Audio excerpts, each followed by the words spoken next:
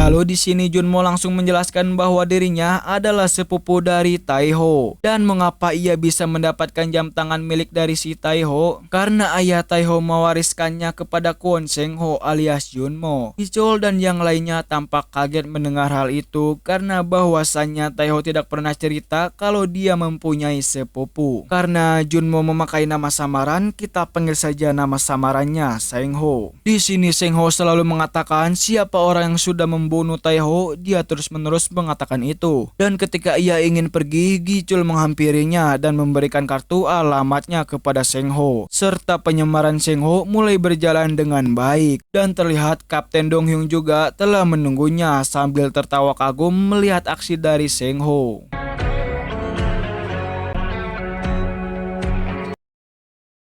Singkat waktu, Gichol dan Jungbae mendatangi rumah Taiho untuk menanyakan kabar langsung tentang Seng Ho kepada bapaknya si Taiho. Karena Gichol masih penasaran tentang si Seng Ho ini. Di sini bapaknya Taiho langsung menjelaskan secara detail tentang Seng Ho. Bahwa dulu ketika Taiho masih kecil, setiap libur musim panas sekolah SD-nya, Taiho selalu tinggal dengan Seng Ho. Dan ketika Seng Ho beranjak dewasa, dia ikut bekerja menjadi awak nelayan. Jadi setelah lama tidak mendapatkan kabar tentang Seng Ho, akhirnya dia kembali mengunjungi rumah bapaknya si Taiho. Dan pada saat itulah Seng Ho mengetahui kabar buruk mengenai Taiho yang sudah tiada, yang membuat dirinya emosi kalang kabut. Dan bapaknya Taiho juga mengembalikan uang pemberian dari si Gichol, serta si bapak memberitahu kepada Gichol untuk jangan kembali lagi ke hadapannya.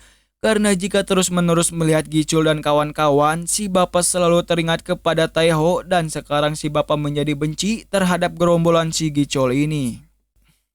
Dan faktanya sebelum Gichol mendatangi rumah dari bapaknya si Taiho, Seng Ho sudah terlebih dahulu mendatangi rumah dari bapaknya Taiho dan menyuruh bapaknya Taiho untuk bekerja sama dengannya. Keesokan harinya, Seng Ho mendatangi tempat markas dari Gichol. Di sini Seng Ho langsung duduk berhadapan-hadapan dengan Gichol dan si Gichol mengatakan apa tidak aneh mengenaimu bahwasanya Seng Ho yang katanya sepupu dari Taiho tiba-tiba muncul dan membuat keributan begitu saja. Lantas Gichol pun menyuruh Seng Ho untuk berhenti memakai nama Taiho untuk menipunya, serta Gichol juga memberikan uang untuk Seng Ho agar tidak lagi kembali muncul di hadapannya. Tetapi Seng Ho langsung menentangnya dan menghamburkan uang itu di hadapan Gichol. Karena niat Seng Ho kemari untuk mencari pembunuh si Taiho, bukan untuk uang. Dan ketika Seng Ho akan pergi, anak buah Gichol menghalanginya dan terjadilah pertarungan yang sangat epik.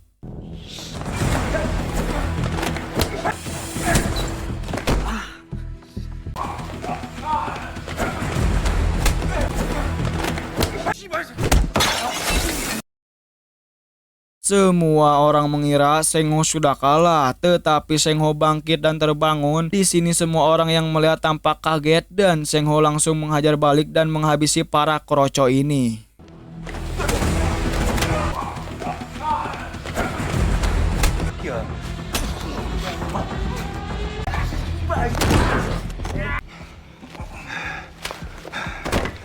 Setelah mengalahkan kroco ini, Gichol langsung menghampirinya. Dan tampaknya Gichol juga sudah mulai percaya terhadap Seng Ho. Karena menurut pemikiran si Gichol, Seng Ho bukanlah seorang mata duitan. Dan si Seng Ho pun terus mencekam perkataannya bahwa dia akan terus mencari pembunuh Taiho. Dan menyuruh Gichol untuk tetap duduk tenang karena dia nantinya akan membawakan kepala dari si pembunuh Taiho.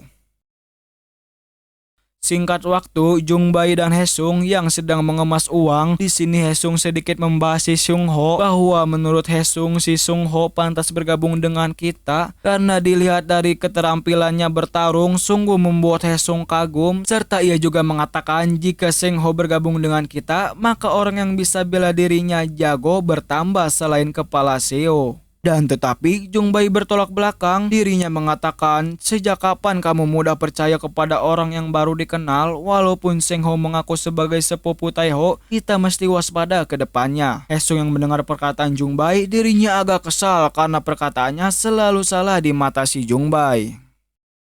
Lanjut ke Seng Ho. Di sini Seng Ho sedang membagikan poster belatar pembunuh Taiho karena di sini Seng Ho agar terlihat benar-benar sedang mencari si pembunuh. 신고 좀 해야지. 감사합니다. 아님 안녕하세요. 혹시 이런 사람 본 적 있어요? Ya, trik ini agar misi Sengho berjalan dengan sempurna dan bisa kita lihat Kyung Jin dan Bing Wo tak sengaja melihatnya dan mereka langsung memastikannya dengan bertanya ke salah satu pedagang. Keesokan harinya, Haesung mendatangi Bos Dong Hyuk untuk mengirim uang bulanan dan Bos Dong Hyuk tampak senang. Ia memberikan selembar uang buat ngopi si Haesung. Lalu si Haesung mendatangi tempat keberadaan si Hando dan terlihat si Hando masih menaruh dendam kepadanya. Di sini juga Haesung bercerita tentang sifat si Gichol yang berubah karena Haesung menganggap pertemanannya sia-sia dengan si Gichol yang sudah dibutuhkan oleh uang dan kekuasaan. Di sini Haesung mengajak Hando bekerja sama untuk menjatuhkan si Gichol dan merebut kekuasaan si Gichol serta Haesung menyuruh Hando untuk meminta izin terlebih dahulu kepada Bos Dong Hyuk agar rencananya mulus dan juga mengumpulkan orang-orang lama dari Hando untuk bergabung dan sisanya biar Haesung yang mengurus. Beberapa hari selanjutnya, Hando dan bawahannya mengunjungi Bos Dong Hyuk untuk meminta izin menglengsarkan kekuasaan si Gichol. Tetapi Bos Dong Hyuk tampak ragu dengannya karena si Gichol sudah menjadi sumber uang kepadanya. Serta saudara di Jepang sangat menganak emaskan si Gichol sampai-sampai jangan ada yang berani menyentuhnya. Tetapi Hando tidak diam begitu saja. Dia langsung menawarkan uang bulanan 2 kali lipat jika ia diizinkan untuk menjatuhkan si Gichol ini. Di lain sisi, Haesung dan Hando sedang memantau tempat milik dari si Gichol. Di sini Haesung menjelaskan bahwa nanti malam akan ada pesta gerombolan dari si Gichol. Maka dari itu Haesung menyuruh Hando untuk menyiapkan anak buahnya karena ini waktu yang tepat untuk menghabisi si Gichol. Serta Haesung juga mempunyai ide untuk menaruh senjata tajam di dalam agar ketika Hando hendak bertarung, dia bisa langsung mengambil senjata itu.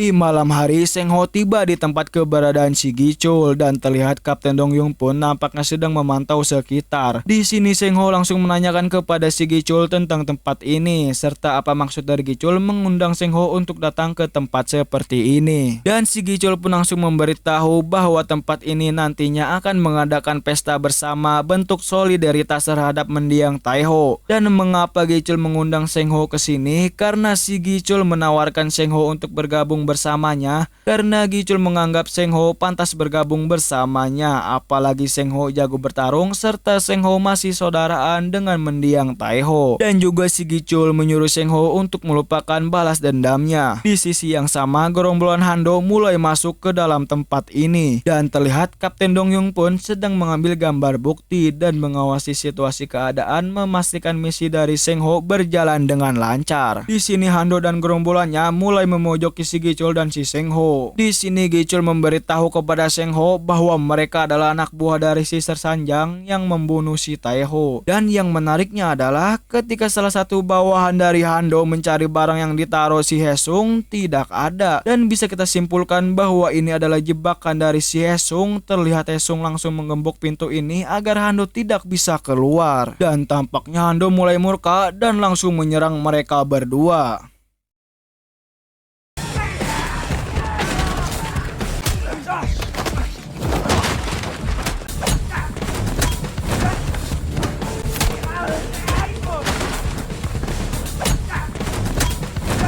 Hando dan kawan-kawan tampaknya kerepotan menghadapi Gichol dan Sengho sampai-sampai anak buahnya dihabisi oleh Gichol dan Sengho satu persatu. Dan yang tak disangka-sangka, gerombolan Gichol ternyata sudah ada dari tadi dan ini adalah skema yang sangat keren dan terjadilah pembantaian Hando di tangan gerombolan Gichol.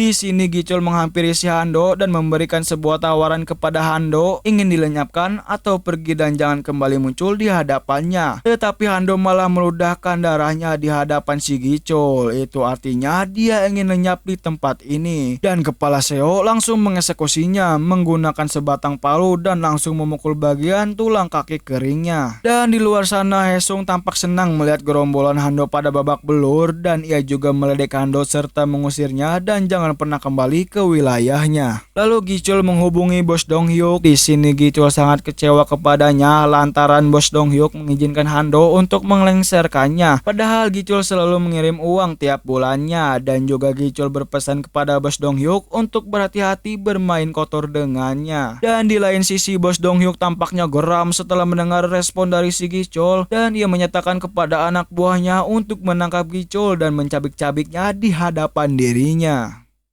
Dan kita kembali ke Gichul. Setelah pertarungan tadi, Gichul dan gerombolannya berjalan keluar. Di sini Gichul memperlihatkan bahwa gedung ini dibuat untuk mendiang Taeho. Terlihat dari bacaan plang yang bertuliskan Cafe Rock Taeho, dan Gichul ingin Sengho untuk mewujudkan impian dari si Taeho. Serta ia juga memberitahu fakta sebenarnya bahwa pembunuh Taeho adalah Sersanjang yang juga telah dibunuh oleh dirinya.